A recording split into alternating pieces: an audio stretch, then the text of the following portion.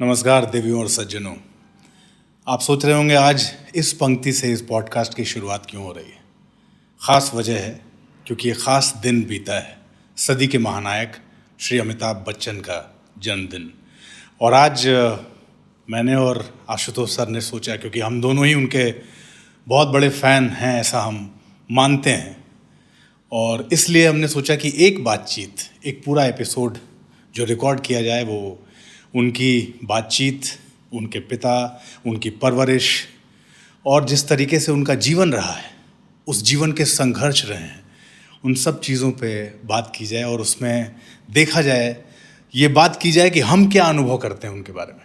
तो सर बहुत बहुत स्वागत है आपका, बहुत बहुत धन्यवाद आज के इस पॉडकास्ट में। और बड़ा ही अच्छा विषय चुना है आपने।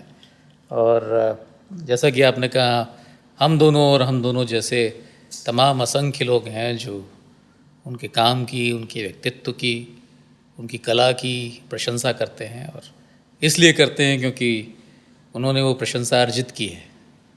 और ये हमारा सौभाग्य है कि हम उन्हें दूर से ही सही अपनी शुभकामनाएं दे सकते हैं, और ये आशा करते हैं कि वो जैसे उन्होंने कला के और सृजन के नए आयाम गढ़े हैं, वो और भी इसी तरह से कला और सृजन के आयाम गढ़ते रहें और आगे भी कई दशकों तक हम सबको प्रेरित करते रहें। हालांकि इस पॉडकास्ट के बाद बहुत सारे लोगों के मन में पहला प्रश्न जो आएगा सर वो ये आएगा कि 11 अक्टूबर तो बीत गया, आज क्यों इस उनके जन्मदिन के बीतने के बाद हम ये रिकॉर्ड कर रहे हैं, उसके बाद ये पब्लिश होगा और फिर लोगों तक पहुंचेगा। इस प्रश्न का उत्तर मेरा अपना हो सकता है, अलग हो, लेकिन आप क्या कहना चाहेंगे हम उसके बाद? हम तो किसी दिन विशेष को सिर्फ उनको शुभकामनाएं दें ऐसे तो है नहीं। हम तो यही चाहेंगे कि रोज़ उनके लिए हमारे दिल से दुआएं निकलें और वो सदियों तक अपनी कला, अपने काम से हम सबको रोमांचित करते रहें, हम सबको प्रफुल्लित करते रहें, हम सबको आनंदित करते रहें, और उनकी बॉडी ऑफ वर्क जो है वो और भी समृद्ध हो। तो हम तो यही चाहेंगे कि हर दिन उल्लास का दिन हो, हर दिन उत्साह और उमंग का दिन हो, हर दिन ऐसा लगे कि जैसे वो उनको रोज़ नया जन्म मिल रहा है और वो रोज़ हमारे बीच में जो है नई आशाओं का संचार करने के लिए मौजूद है। वैसे मुझे एक बात ख़ास लगती है, और आपकी बातचीत अब तक जितनी देर से जो लोग सुन रहे होंगे, आपके बैठने के अंदाज़, आपके बात करने के अंदाज़, आपके हाथ रखने के अंदाज़, आप जिस तरीके से अपने बालों को रखते हैं, ये सब कुछ बच्चे हैं बाल बच्चे हैं ये जो भी मैं देखता हूँ तो मुझे लगता है हाँ, आप कई सारी उनके द्वारा कही हुई चीज़ें, उनके डायलॉग्स, वो जिस तरीके से फिल्मों में अपने डायलॉग की डिलीवरी करते हैं, ये सब चीज़ें जब हम देखते हैं और आपको जब मैं देखता हूँ तो मुझे लगता है कि वो एक दिन सिर्फ नहीं हो सकता। जो व्यक्ति हर रोज़ अमिताभ बच्चन को सोच के और उस तरीके से सोचता हो कि जीवन में अगर जिस एक अंदाज़ जो होता है, एक अलग अंदाज़, निराला अंदाज़ होता है, वो अमिताभ बच्चन जैसा होना चाहिए। पहली बात जो आपके मन में आती है जब आप अमिताभ बच्चन का नाम सुनते हैं, ये नाम अमिताभ बच्चन, पहली बात मन में क्या आता है, क्या चीज़ आती है इस नाम को सुनते ही? बेमिसाल, उनके जैसा कोई नहीं है। तो जो पहला शब्द उनके बारे में जो भाव आता है वो यही आता है कि शायद उनके जैसा अभी तक कोई बना नहीं। और आपने जो बातें कहीं वो अक्षरशः सत्य हैं, क्योंकि बचपन से, बहुत छोटेपन से, वो कब कौन सी घड़ी थी इसका स्मरण तो नहीं, ये तो याद नहीं, लेकिन ये था कि एक बार हम लोग पिक्चर देखने जा रहे थे, बहुत छोटा था, तो मेरी माताजी थीं और एक और हमारे संबंधी थे, तो हम लोग जा रहे थे और मेरी इच्छा थी कि हम नमक हलाल देखें और वो लोग बेमिसाल देखना चाहते थे। तो वो टॉकीज़ आमने सामने थे, एक टॉकीज़ में नमक हलाल चल रही थी और एक में बेमिसाल। तो वहाँ पहुँच के जब हम लोग बेमिसाल गए तो बेमिसाल शायद उस उम्र के बच्चे के लिए नहीं थी, उसमें नमक हलाल शायद मेरे लिए ज़्यादा मुनासिब रहती, लेकिन बेमिसाल एक 6 या 7 साल के बच्चे को भी आज तक याद है, तो ये अमिताभ बच्चन का ही प्रभाव था। क्योंकि उन्होंने किसी भी चरित्र में उतर कर जिस तरह का अभिनय किया, ऐसा लगा जैसे अभिनय नहीं कर रहे, वो साक्षात वो चरित्र है, वो चरित्र को जी रहे हैं। लेकिन उस चरित्र को जीते हुए भी एक अमिताभ बच्चन भी नज़र आता था जो उसके पीछे होता था। ये शायद उनका व्यक्तित्व ऐसा विराट है, या उस कला के इतने आयाम हैं कि वो चरित्र भी समेट नहीं पाता है। तो कहीं ना कहीं उस अमिताभ की आभा उस चरित्र के चारों ओर भी दिखाई देती है। तो ये तो मुझे लगता है कि हम लोगों का सौभाग्य है कि हम लोगों ने साक्षात देखा है, उनके साथ बातचीत करने का भी मौका मिला, अवसर मिला, उनके साथ पत्राचार करने का अवसर मिला। तो मुझे लगता है कि ये तो और जिन बातों की आपने बात की कि अमिताभ बच्चन का नाम सुनते ही आपके मन में क्या विचार आता है, तो एक ऐसा व्यक्तित्व आता है जो जिसके अंदर गंभीरता है, जिसके अंदर ठहराव है, जिसने अपने जीवन में इतना कुछ हासिल किया है लेकिन उसके बावजूद उसके व्यक्तित्व में सौम्यता है, विनम्रता है। जिन शब्दों का चयन करता है वो शब्द बहुत ही साफ़ सुथरे, बहुत गंभीर, बहुत गहरे शब्द होते हैं। उन शब्दों को जिस अंदाज से बोला जाता है वो उसी अंदाज में बोला जाता है जिसमें वो बोले जाने चाहिए। तो चाहे वो कुछ बात करने की शैली हो, या शब्दों का चयन हो, या विनम्रता का जो भाव हो, या एक तुरंत एक संपर्क स्थापित करने का कौशल कि आपने किसी के साथ बातचीत करनी शुरू की और उसको ये एहसास नहीं कराया कि आप कितने बड़े हैं, आप कितने ऊंचे हैं, बल्कि उसके स्तर पे उतर कर उससे बात करने की जो विनम्रता है, जो कौशल है, वो आपके पास उपलब्ध है। तो यही अमिताभ बच्चन। और जिन लोगों ने उन्हें करीब से देखा है वो तो और बहुत जगह लिखा भी गया है कि वो समय के बड़े पाबंद हैं। जिस समय जहाँ पहुँचना चाहिए उससे 5 मिनट पहले पहुँचने की आदत उनकी आज भी है। तो अगर इतनी सफलता के बाद या इन ऊंचाइयों को छूने के बाद भी आप जीवन मूल्यों से जुड़े हुए हैं और आपको इन आदर्शों के विषय में आपका समर्पण है, तो निश्चित रूप से आपके व्यक्तित्व में बहुत गहराई और गंभीरता है। और इसके लिए निश्चित रूप से उस परवरिश का हाथ है, उन माता पिता के द्वारा दिए गए संस्कार हैं। जिस पृष्ठभूमि से वो आते हैं, तो मुझे लगता है कि उस पृष्ठभूमि का बहुत बड़ा रोल है, बहुत बड़ी भूमिका है, क्योंकि ज़मीन से जुड़े हुए हैं। मुझे लगता है कि उनके व्यक्तित्व में कहीं ना कहीं वो ज़मीनी खुशबू है जो अपनी जड़ों से जुड़े होने से ही आती है। तो एक वो एहसास तो है, और साहित्य की समझ हो, या कविता की समझ हो, या भाषा की समझ हो, तो इन सभी बातों का मिला जुला जो एक प्रभाव हो सकता है, उसका नाम अमिताभ बच्चन। क्या बात, आपने जो बात कही उसमें पिता पुत्र का संबंध। अब अगला प्रश्न में उधर जो आप थोड़ा जिक्र आपने जिस बात का किया कि एक पिता जिस तरीके से पुत्र की परवरिश करता है, उस पिता की परवरिश अमिताभ बच्चन में दिखती है। उनकी लेखनी, जिस तरीके से उनके पिता ने लिखा, आज तक कविताएं लिखी, बहुत सारी चीज़ें उन्होंने लिखी, और वो सब अमिताभ बच्चन में आया, संस्कार आए, ठहराव आया। और मैं आपसे बातचीत में कह भी रहा था कि भाषा की विनम्रता और उस भाषा को कुछ नियंत्रित ध्वनि के साथ लोगों के बीच रखना है। उस पिता ने लिखा और उस पुत्र ने लोगों के और दुनिया के सामने उसको, अपने पिता की लेखनी को दुनिया के सामने रखा। ये संबंध जब आप सोचते हैं, इस परवरिश को जब आप सोचते हैं, तब मन में क्या आता है? देखिए, मैंने बच्चन जी को बहुत पढ़ा है, बल्कि मुझे लगता है कि उन्होंने जितना लिखा है सब पढ़ा है।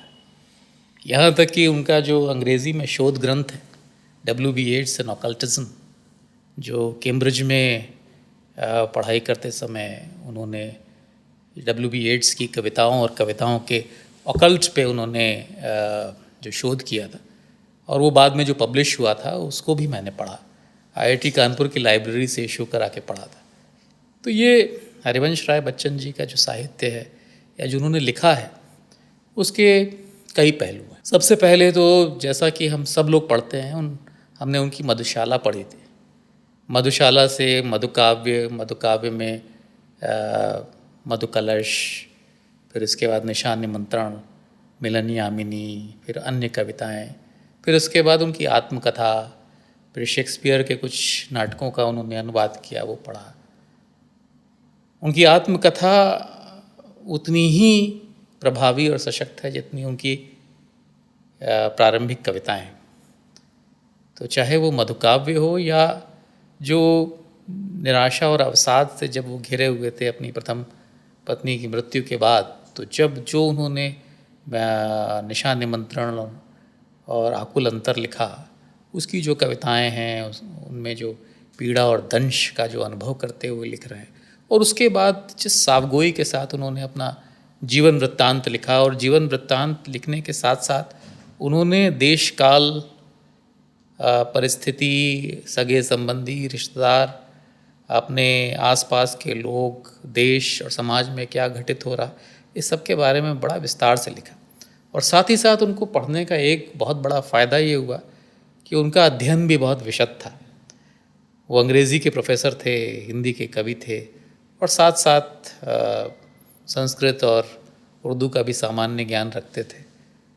तो जब आप ऐसे किसी व्यक्ति का लिखा हुआ पढ़ते हैं, तो उसने जो पढ़ा हुआ है या उस पढ़े हुए का सार भी उसके लेखन में आता है।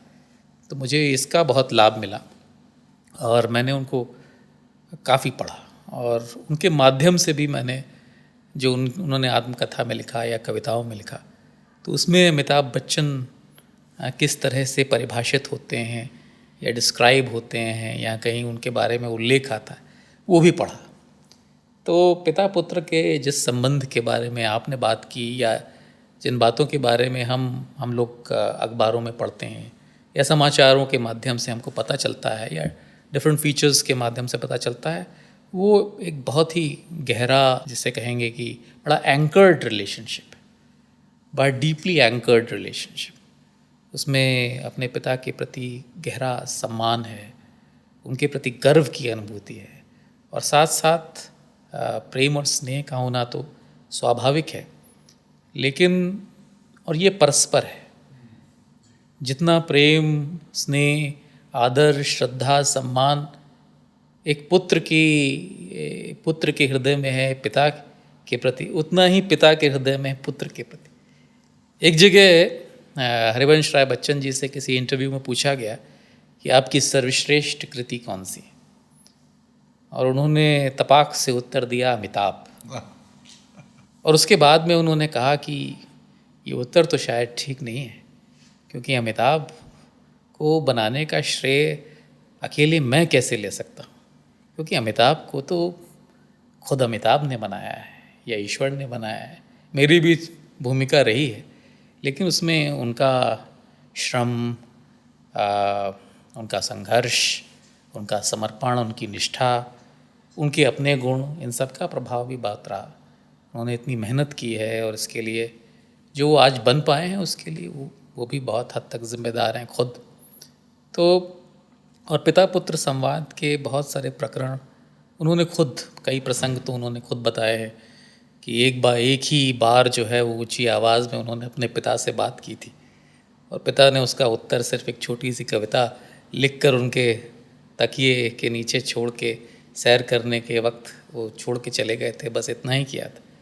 और उसके बाद बच्चन जी ने भी अपनी एक कविता में कहीं आत्मकथा के आखिर में, दशद्वार से सोपान तक में आखिर में एक कविता लिखते हैं कि ये है सोपान, जो उनके घर का नाम था, यहाँ रहते हैं बच्चन जी, हिंदी के कवि, अंग्रेज़ी के विद्वान, ये है गुजरे कल की बात, आज की सिने पीढ़ी के लिए वे हैं केवल अमिताभ के बाप।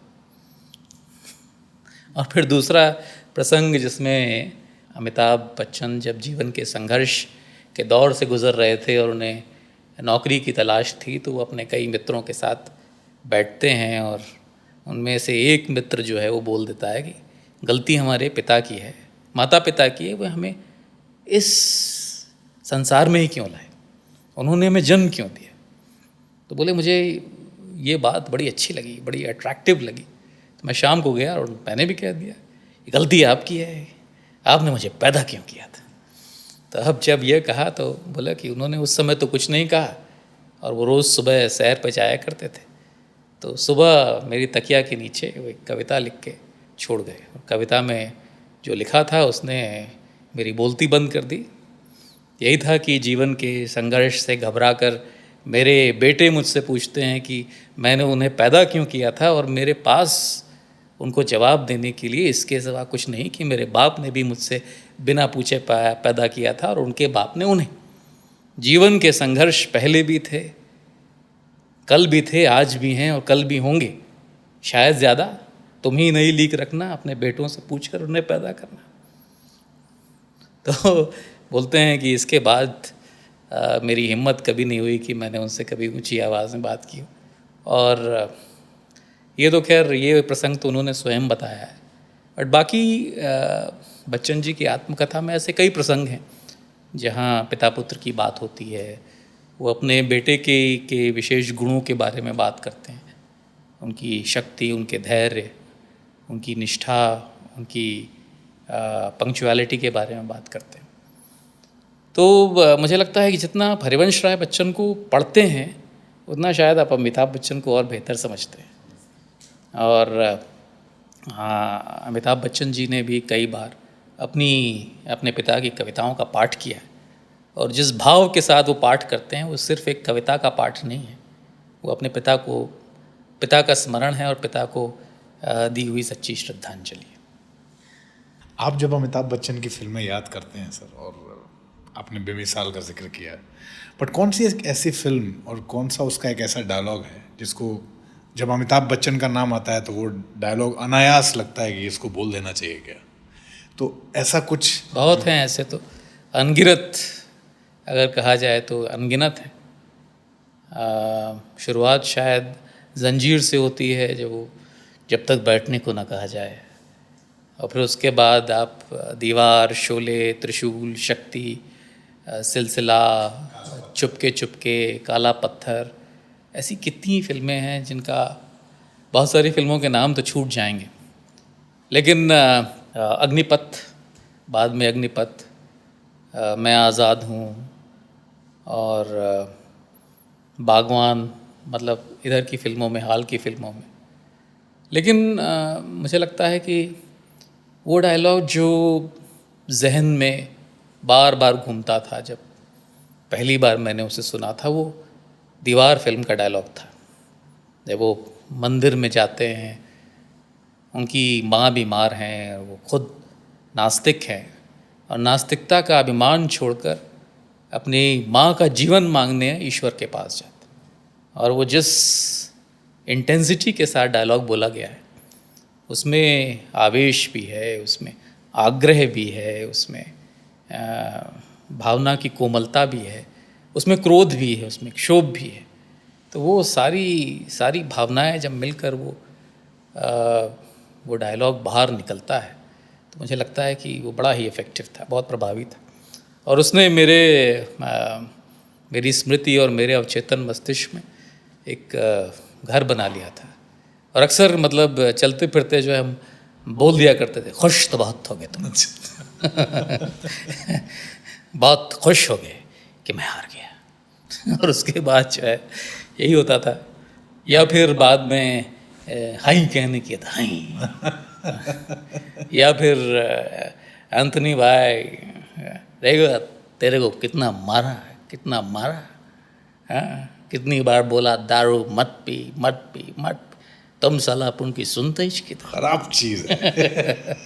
तो ये सब तो मतलब अविस्मरणीय पल हैं। बट दीवार वाला डायलॉग हम चाहेंगे ज़रूर सर कि आप उसको जो है एक बार कोशिश करते हैं। खुश तो बहुत हो गए आज तुम, बहुत खुश हो गए कि मैं हार गया,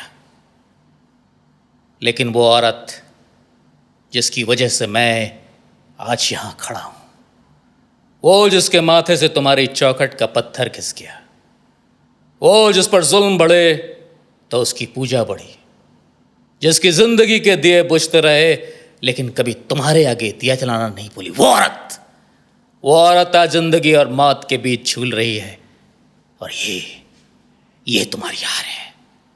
हाँ, ये तुम्हारी हार है। हम घर से बेघर हो गए। मेरी मां सुहागन होते हुए भी विधवा बनी रही।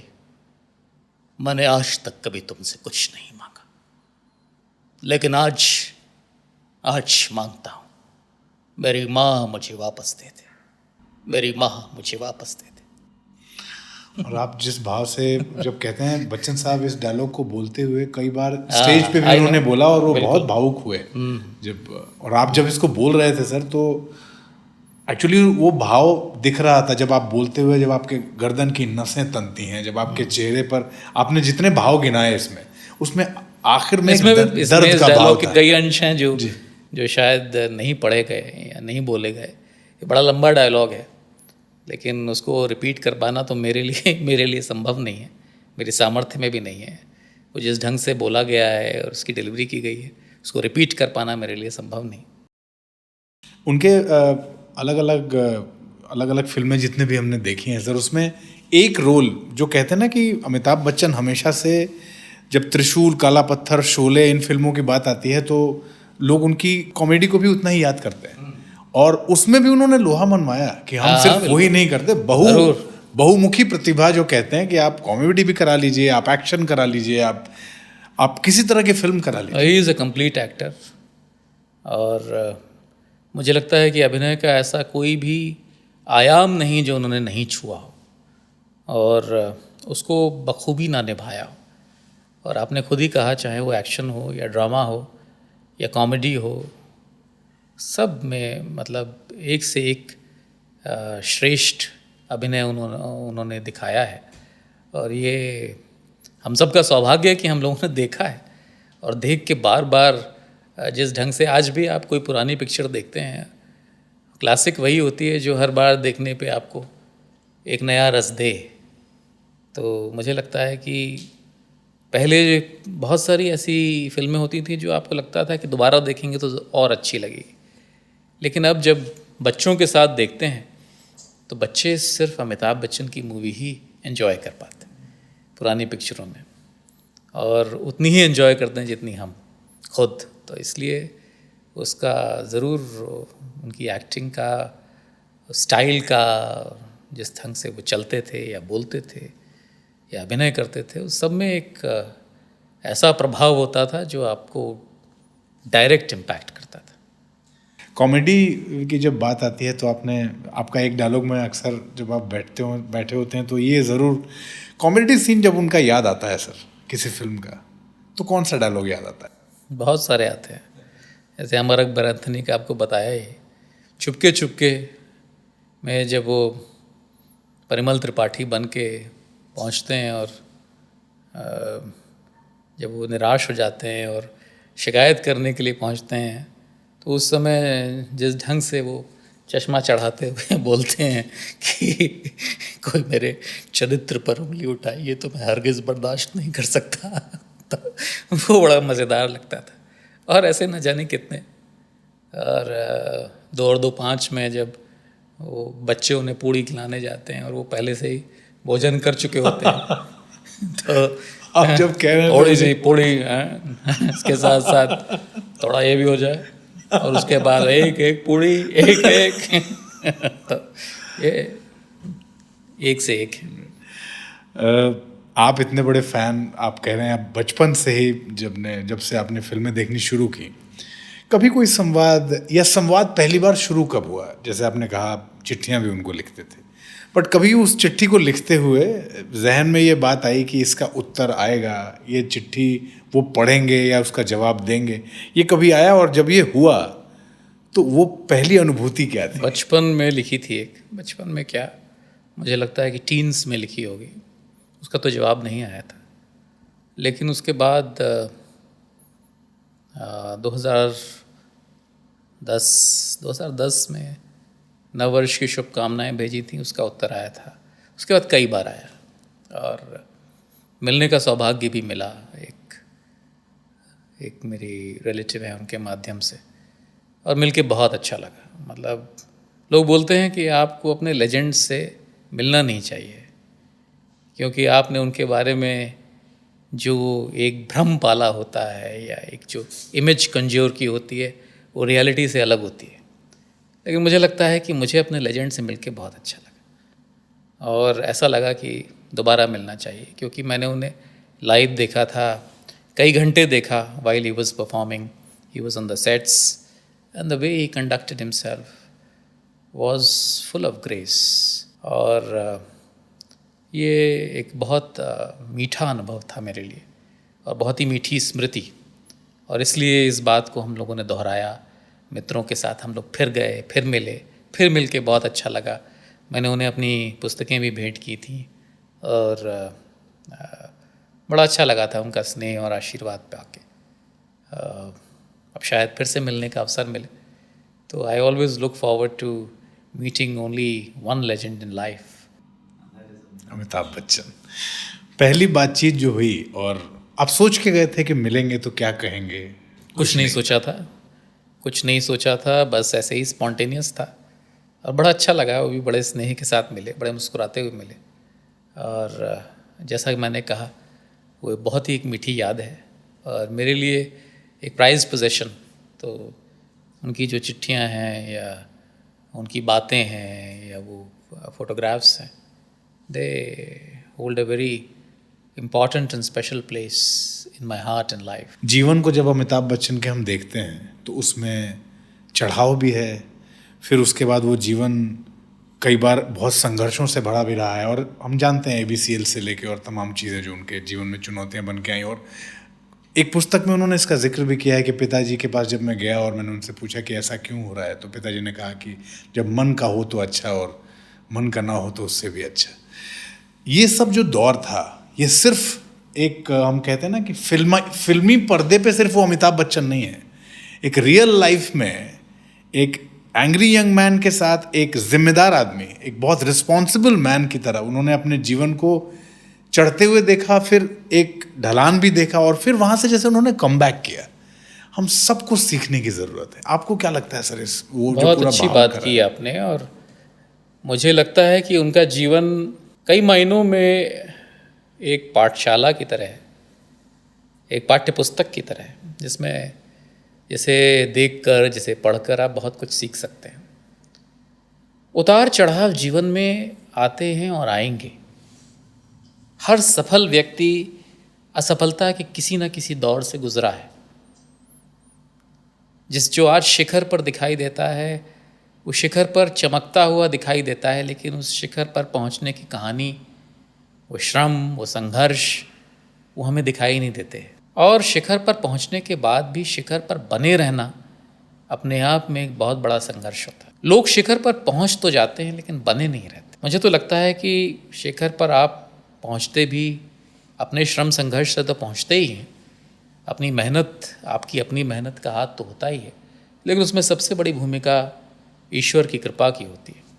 और अगर आप वहाँ पर बने हैं तो सोचिए आप के ऊपर ईश्वर की कितनी कृपा है। But the way he has handled both success and failure with grace, composer, dignity, वो अपने आप में एक बहुत बड़ा उदाहरण है हम सबके लिए कि हम सफलता और असफलता को स्थायी न माने।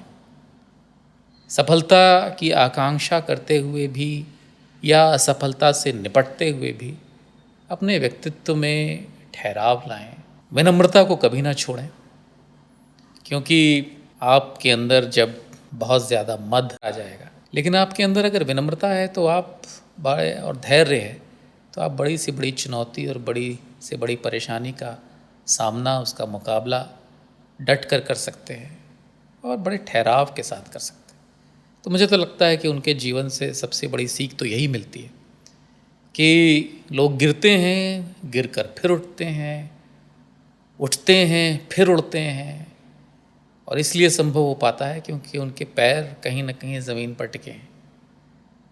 वो ज़मीन से इतने कट नहीं जाते हैं कि वो उस ऊंचाई से या उस ऊंचाई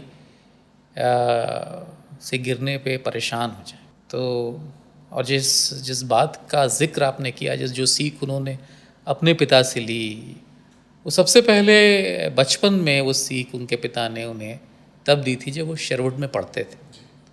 और वो शेरवुड में एनुअल उनके यहाँ एक ड्रामा कंपटीशन होता था और उसमें वो हर बार भाग लेते थे।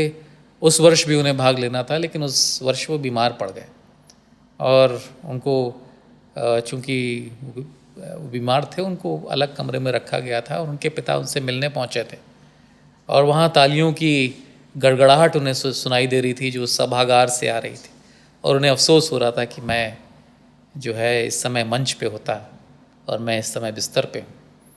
तब उनके पिता ने कहा था कि मन का हो तो अच्छा और मन का ना हो तो और भी अच्छा, क्योंकि अगर तुम्हारे मन का नहीं हो रहा है तो ईश्वर की मर्ज़ी से हो रहा है और ईश्वर तुम्हारा कभी भी बुरा या अहित नहीं चाह सकता। तो ये उन्होंने इंटरनलाइज़ किया और वो बार बार दोहराते रहते हैं और ऐसा ही मिलता जुलता जो है वो बचपन से मैंने भी इंटरनलाइज़ किया। अपने पिता को कहते सुना है कि ईश्वर के हर विधान में सौंदर्य है, तो उस चीज़ को कहीं ना कहीं मैंने भी कोशिश की है कि अपने जीवन में उतार पाऊँ। किस हद तक सफल हुआ ये तो नहीं पता, लेकिन मुझे लगता है कि यहाँ पर ये चीज़ सीखने की आवश्यकता है कि सफलता और असफलता, इतनी लाइमलाइट, इतना अटेंशन, इतना रिकग्निशन, इतना यश, इतनी प्रसिद्धि मिलने के बाद भी अगर आप मनुष्य बने हुए हैं तो ये एक बहुत बड़ी कामयाबी है और एक बहुत बड़ा गुण है और बहुत बड़ी सीख भी हम सब के लिए।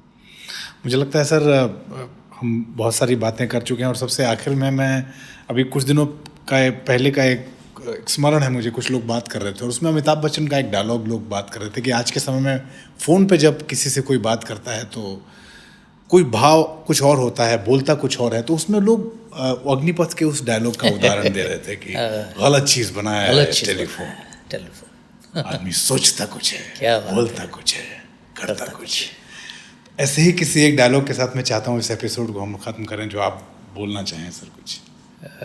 मुझे लगता है कि उन्होंने जो रिसाइट की है कविता, कभी कभी मेरे दिल में ख्याल आता है, क्योंकि बात उनके पिता की हो रही है, बात साहित्य की हो रही है और वो खुद जो है साहित्य मर्मज्ञ हैं। तो उन्होंने कई कविताओं का पाठ बड़े ही प्रभावी ढंग से किया है और उनमें से जो मुझे सर्वाधिक प्रिय है वो साहिल लुधियानवी की वो नज़्म है जो उन्होंने कभी कभी में पढ़ी थी कि कभी कभी मेरे दिल में ख्याल आता है कि ज़िंदगी तेरी जुल्फ़ों की नर्म छाँव में गुज़रने पाती तो शादाब हो भी सकती थी। ये रंजो गम की स्याही जो दिल पे छाई है तेरी नज़र की शुआओं में खो भी सकती थी, मगर ये हो न सका और अब ये आलम है कि तू नहीं, तेरा गम, तेरी जुस्तजू भी नहीं, गुज़र रही है कुछ इस तरह ज़िंदगी जैसे इसे किसी के सहारे की आरज़ू भी नहीं। न कोई राह, न मंजिल, न रोशनी का सुराग, भटक रही है अंधेरों में ज़िंदगी मेरी, इन्हीं अंधेरों में रह जाऊंगा कभी खोकर, मैं जानता हूँ मेरी हमनफस, मगर यूं ही कभी कभी मेरे दिल में ख्याल आता है, कभी कभी मेरे दिल में ख्याल आता है। वाह, क्या बात है सर। मुझे लगता है जब भी अमिताभ बच्चन साहब ये एपिसोड और आपकी ये बातचीत सुनेंगे तो उनको ज़रूर ये लगेगा कि हाँ, फैंस तो बहुत हैं, बट इतने ठहराव के साथ मेरी बातें कहने वाले शायद बहुत नहीं ऐसा गिने हुए ऐसा लोग कोई भ्रम नहीं है मुझे कि मैं उनका सबसे बड़ा फ़ैन हूँ। ऐसा उनके बहुत सारे फैंस में मैं भी हूँ। ऐसा अमिताभ बच्चन भी कहते हैं कि देखिए मैं बहुत ही सामान्य और जी वो सही बोलते हैं। आज की इस बातचीत के लिए बहुत बहुत धन्यवाद सर। और मुझे लगता है कि आज हमने अपनी तरफ से इस प्रश्न का उत्तर शायद सबको मिल गया होगा कि 11 अक्टूबर के बाद क्यों और हर दिन क्यों नहीं, क्योंकि अमिताभ बच्चन के फैंस के लिए सिर्फ एक दिन विशेष नहीं, साल का हर दिन विशेष है। बहुत बहुत धन्यवाद सर इस बातचीत। बहुत बहुत धन्यवाद।